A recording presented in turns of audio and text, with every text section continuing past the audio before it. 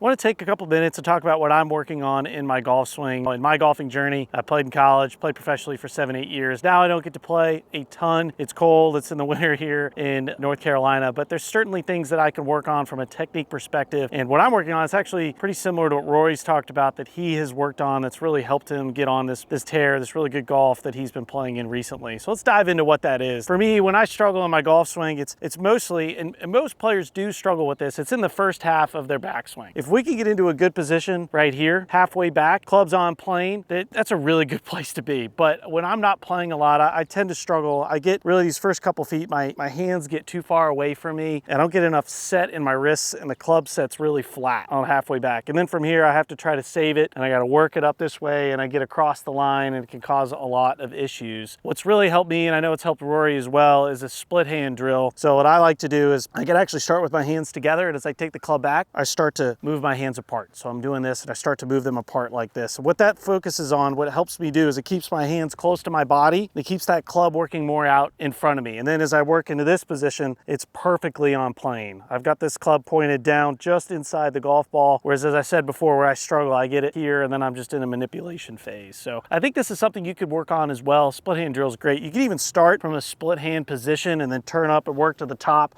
I like the feeling of starting with my hands together and then working them out this direction.